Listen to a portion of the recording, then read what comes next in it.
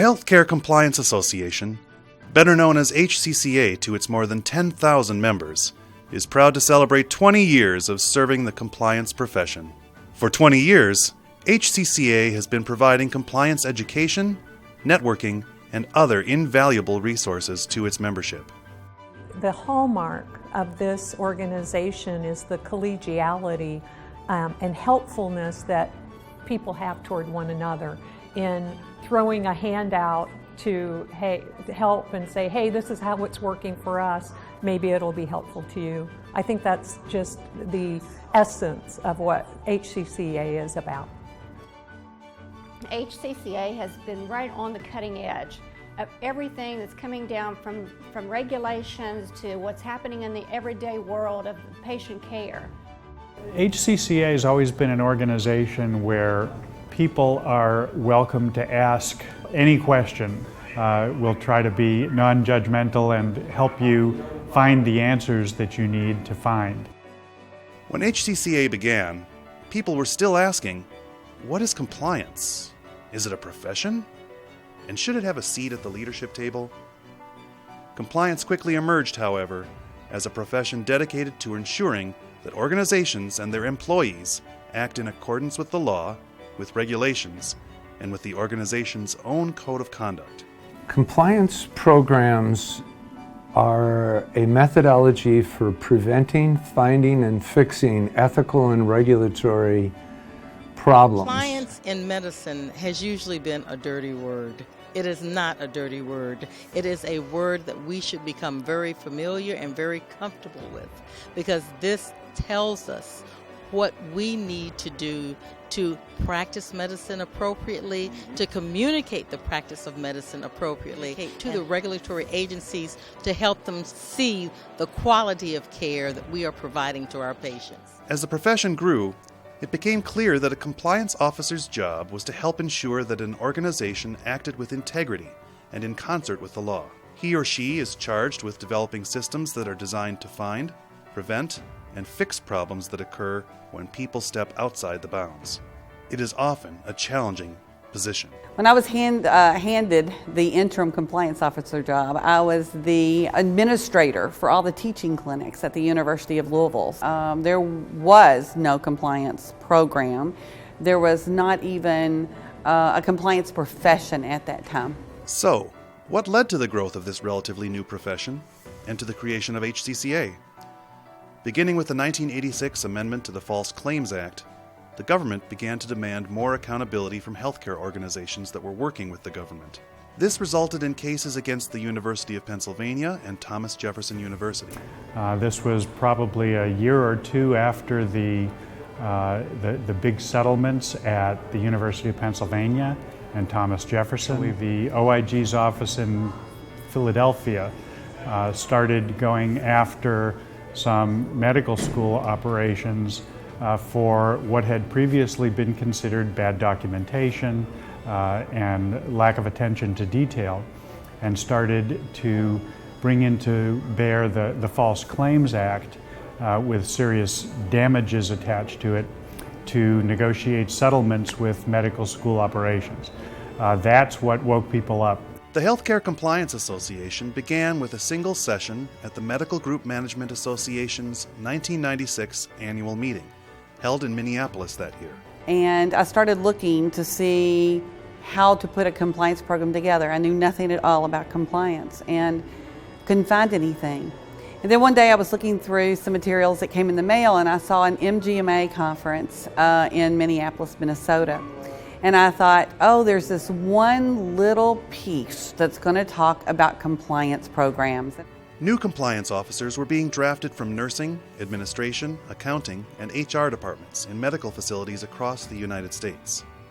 These professionals were tasked with creating a compliance program out of thin air, with few resources and minimal guidance. I'm a nurse by background. I was in hospital administration. My background is in finance, and as I came into healthcare, the opening and the opportunities there were in compliance, since this was new in the arena.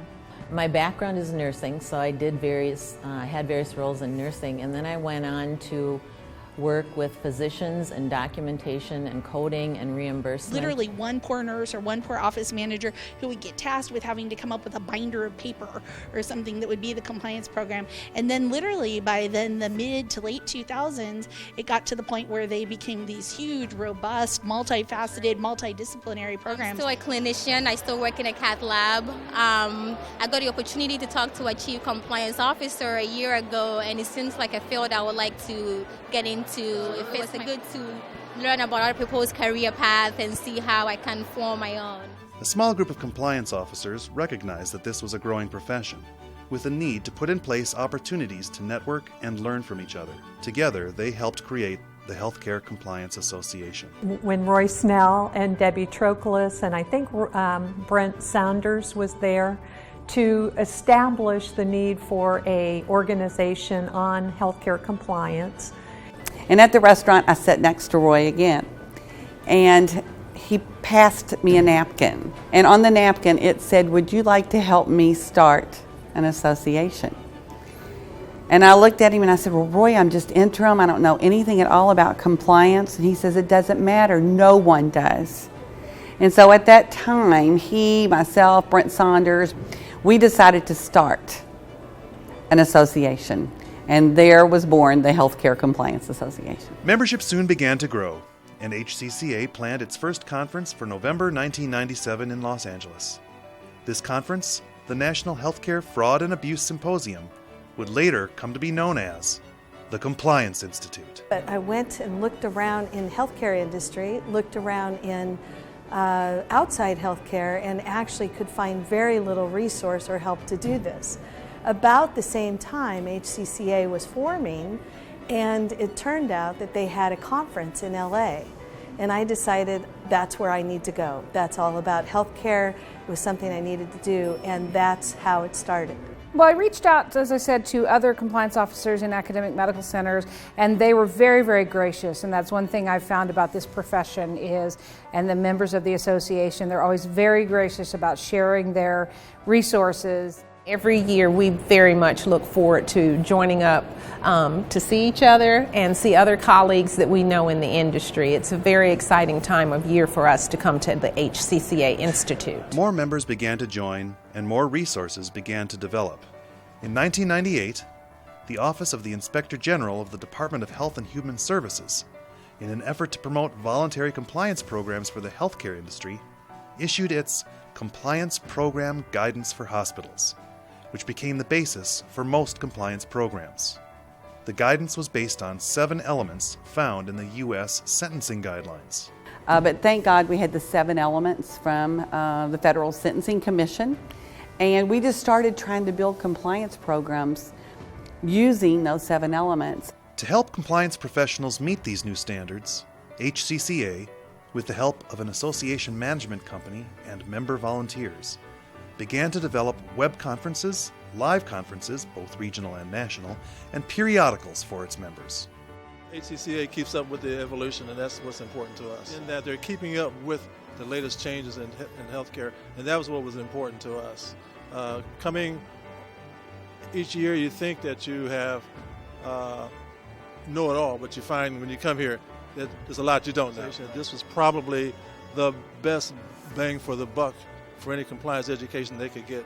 One thing didn't change, though: HCCA's commitment to work with government rather than lobbying government. They've been very good at strategically partnering with government.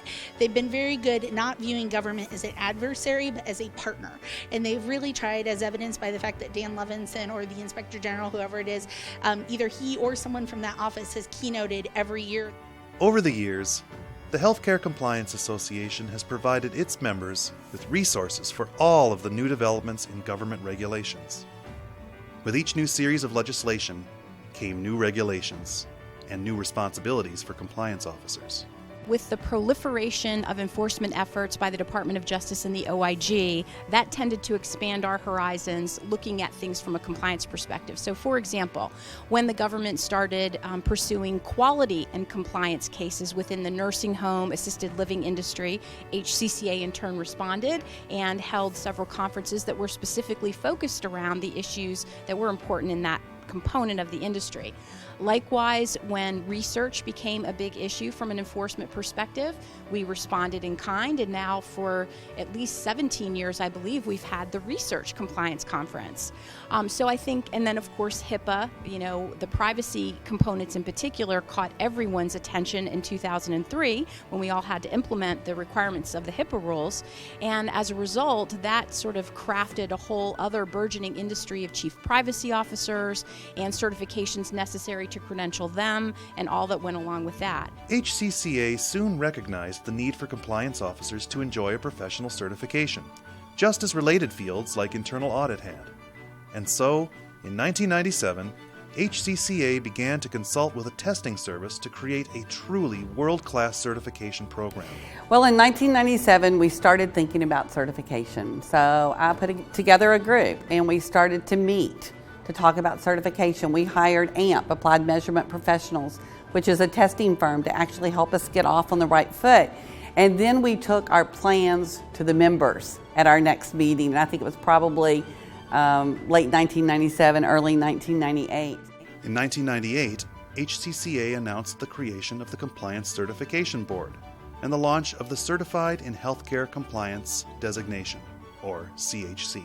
Today, there are more than 6,000 holders of a Compliance Certification Board designation. Frankly, from the very beginning, we all recognize that in order for the profession to really take off and to be recognized as core leaders of the operational groups within the organizations where we worked, that we would have to have a progression. We would have to have some minimum level of experience and credentials in order to be taken seriously within any healthcare organization. And I'm seeing more and more where organizations are asking that individuals either be certified in healthcare compliance or at least attain that certification within 1 year of employment. In 2002, as part of an effort to expand compliance to other industries, HCCA held the first National Symposium on Corporate Responsibility. This conference would eventually become the Compliance and Ethics Institute. In an effort to try to help compliance professionals in all industries, we started HCCA. Dan and Odell made the suggestion, led the charge. The board supported it. We felt we were great at creating this open forum and helping compliance professionals understand the role of the compliance officer and the function of the compliance program and holding conferences and doing social media. And we just had all these tools and all this ability that we felt pretty good about. Based in part on the success of that conference, HCCA created another association in 2003, the Society of Corporate Compliance and Ethics. There are industries across the business world that are working on compliance issues, and because of the federal sentencing guidelines really being the only framework that was available to anyone, we recognized that what we were learning in healthcare could actually translate to other businesses across again, the corporate world. So we realized at that time first that we needed to go beyond healthcare, and that's really how the evolution of HCCA began. And then from there we reached across the world.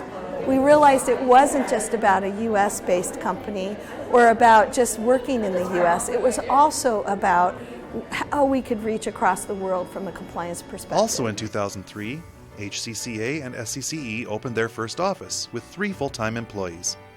Thinking of volunteers in a broader sense, and it's this concept of creating a structure and a framework. There are people in compliance with the need, and there are people who have the expertise to fill that need. There are thousands of various subjects that could come up at any moment that are worthy of an article, a blog post, a podcast, or a 1-hour presentation. Our volunteers need help. Our volunteers fulfill that need. They help each other. It's not rocket science. The rocket science part is getting the heck out of the way, or a better way to describe it is facilitating getting the right person. Our success is dependent on our volunteers and members. By creating an exchange of resources, knowledge, and materials, HCCA and HCCE has become a valuable resource for compliance professionals around the world. Today, the combined membership of HCCA and SCCE is more than 16,000. HCCA and SCCE have become the preeminent compliance and ethics associations and can speak with one strong voice for the compliance profession across industries. I think we have made, over the course of the last 10 years, certainly the last 5, a material impact on the role of the compliance officer and the function of the compliance program in all industry. I was standing in front of the general session room yesterday with right at 3,000 people here at our conference, and Roy and I were standing there together and we're just looking out. And it's bittersweet to think that back only 20 years ago, we had maybe 100 people in that room, and now we have 3,000. So I looked at Roy and I said, I guess we did something right. The future of HCCA and the compliance profession is a bright one. As expectations for organizations continue to rise, compliance programs have become increasingly central to organizational management. Compliance programs help to ensure that the acts of a few bad individuals don't derail a company, an industry, or an economy. I continue to be amazed at the vast array of regulation that is a force within the healthcare industry, and I think that the fact that so many attorneys are coming into this field because of that and because of the need for real expertise. I think one of the interesting components of what the government does that really shapes our industry is things like including a compliance expert in a lot of the corporate integrity agreements. That certainly echoes the importance of compliance and at the same time helps further shape what the role of compliance in any organization should be. And as long as the government keeps doing its job, I think that our organization is going to continue to have to grow and meet those needs. The Healthcare Compliance Association has helped define, develop, and nurture the growth of our profession for 20 years, and we look forward to continuing our work for years to come. HCCA has been and always will be here to give compliance professionals the educational and networking opportunities they need, the resources they want, and the support they demand to grow and to excel at their profession. It's critical for civilized society, for the business community to operate fairly. It's critical for our involvement in the global economy to be trusted. In our profession, people should be very proud of that. Thank you for being a part of the first 20 years of HCCA. And join us as we continue to move forward together. Happy anniversary, members. Happy anniversary, volunteers. Happy anniversary, conference speakers. Happy anniversary, board members. Happy anniversary, Compliance Today authors. Happy anniversary, blog authors. Happy anniversary, book and video authors and all the editors who help us. Happy anniversary, webinar speakers. Happy anniversary, regional speakers. I've been in societies, different scientific societies, for over 30 years, and I've never been involved with an organization as good as this. And I have found that HCCA has been a source of information, best practices, and I have many friendships in the sort of community of compliance officers and professionals that I work with often. But I'd never had the title compliance officer. When I received that title, I decided I needed to get serious about it and maybe join a professional association. And of course, HCCA was the only choice in my mind. I started getting the news alerts, and then I attended my first conference last year, and that just opened up a whole new world of information for me. So, you know, I've decided it is integral to my education in order to perform my job, is to have that kind of resource available. I would probably encourage everybody to actually come to the convention at least once and probably stay involved with HCCA, because this is the complete resource that you need to survive in compliance. I would say to them that HCCA is the best thing that could possibly happen to any compliance officer. The assistance they give you, the tools, the material available to you through the internet, but also through the staff, talking directly with the staff, which are very helpful. Membership provides me perspective, updated information, resources, and again, that networking opportunity with people not only who are compliance officers, but also other people who have got responsibilities are very close to that.